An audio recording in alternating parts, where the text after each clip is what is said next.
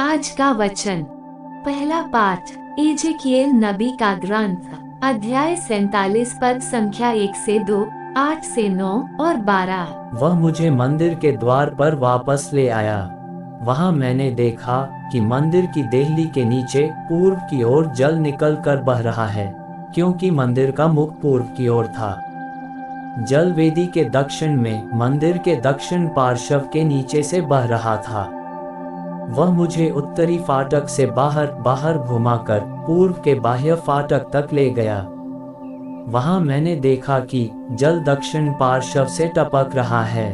उसने मुझसे कहा, ये जल पूर्व की ओर बहकर अराबा घाटी तक पहुंचता और समुद्र में गिरता है। यह उस समुद्र के खारे पानी को मीठा बना देता है। यह नदी जहां कहीं गुजरती है, वहां पृथ्वी पर विचरने वाले प्राणियों को जीवन प्रदान करती है।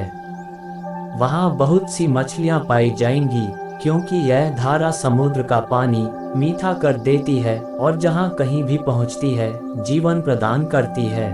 नदी के दोनों तटों पर हर प्रकार के फलदार पेड़ उगेंगे, उनके पत्ते नहीं मुरझाएंगे और उन पर कभी फलों की कमी नहीं होगी। वे हर महीने नए फल उत्पन्न करेंगे, क्योंकि उनका जल मंदिर से आता है। उनके फल भोजन और उनके पत्ते दवा के काम आएंगे। दूसरा पाठ कुरिन्थियों के नाम संत पौलुस का पहला पत्र, अध्याय 3 पद संख्या 9 से 11, 16 से 17। हम ईश्वर के सहयोगी हैं और आप लोग हैं ईश्वर की खेती, ईश्वर का भवन। ईश्वर से प्राप्त अनुग्रह के अनुसार मैंने कुशल वास्तुपति की तरह नींव डाली है। कोई दूसरा ही इसके ऊपर भवन का निर्माण कर रहा है।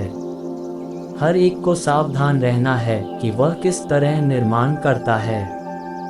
जो नींव डाली गई है उसे छोड़कर कोई दूसरी नींव नहीं डाल सकता, और वह नींव है ईसा मसीह। क्या आप यह नहीं जानते कि आप ईश्वर के मंदिर हैं और ईश्वर का आत्मा आप में निवास करता है? यदि कोई ईश्वर का मंदिर नष्ट करेगा तो ईश्वर उसे नष्ट करेगा, क्योंकि ईश्वर का मंदिर पवित्र है और वह मंदिर आप लोग हैं। यह प्रभु की वाणी है। सुसमाचार संत यूहन, अध्याय 2 पद संख्या 13 से 22। यहूदियों का पास्का पर्व निकट आने पर ईसा यरूशलेम गए। उन्होंने मंदिर में बैल, भेड़ें और कबूतर बेचने वालों को तथा अपनी मेजों के सामने बैठे हुए सराफों को देखा। उन्होंने रस्सियों का कोड़ा बनाकर भेड़ों और बैलों सहित सबको मंदिर से बाहर निकाल दिया। सराफों के सिक्के छितरा दिए, उनकी मेजें उलट दी और कबूतर बेचने वालों से कहा, ये सब यहाँ से हटा ले जाओ। मेरे पिता के घर को बाजार मत बनाओ। उनके शिष्यों को धर्मग्रंथ का एक कथन याद आया, तेरे घर का उत्साह मुझे खा जाएगा। यहूदियों ने ईसा से कहा, आप हमें कौन सा चमत्कार दिखा सकते हैं जिससे हम ये जाने कि आपको ऐसा करने का अधिकार है? ईसा ने उन्हें उत्तर दिया, इस मंदिर को ढा दो और मैं इसे 3 दिनों के अंदर फिर से खड़ा कर दूंगा। इस पर यहूदियों ने कहा, इस मंदिर के निर्माण में 46 वर्ष लगे और आप इसे 3 दिनों के अंदर खड़ा कर देंगे। ईसा तो अपने शरीर के मंदिर के विषय में कह रहे थे। जब वह मृतकों में से जी उठे तो उनके शिष्यों को याद आया कि उन्होंने ये कहा था, इसलिए उन्होंने धर्मग्रंथ और ईसा के इस कथन पर विश्वास किया। यह प्रभु का पवित्र सुसमाचार है। आमीन। आज का चिंतन। लातरेन महामंदिर कलीसिया के बिशप संत पापा का संवैधानिक मंदिर है, जो माता कलीसिया के रूप में मानी जाती है। ये कैथोलिक कलीसिया की एकता को दर्शाता है।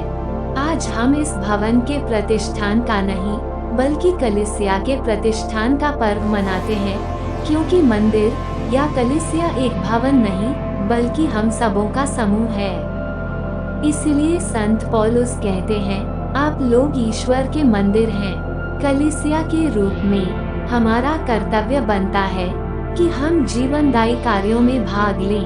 कलीसिया माता कहलाती है, क्योंकि बपतिस्मा संस्कार के द्वारा ये नए सदस्यों को जन्म देती है। पाप स्वीकार और यूखरिस्तिया संस्कारों के द्वारा ये सदस्यों की आध्यात्मिकता को परिपोषित करती है। नबी एजेकिएल भी मंदिर के बारे बतलाते हुए कहते हैं कि मंदिर से निकलने वाली जलधाराएं जिधर भी बहती है सबों को जीवन प्रदान करती है। जब हम मंदिर कहलाते हैं तो हमें भी अपने जीवन द्वारा लोगों के आध्यात्मिक, शारीरिक, मानसिक, मनोभाविक उत्थान के लिए कार्य करना है, अन्यथा हम भी यरूशलेम मंदिर की तरह ईश्वर से मिलने का स्थान न बनकर चोरों का अड्डा बन जाएंगे। आज मनन करें कि क्या सचमुच मैंने ईश्वर को अपने शरीर में वास करने का मौका दिया है। आमीन।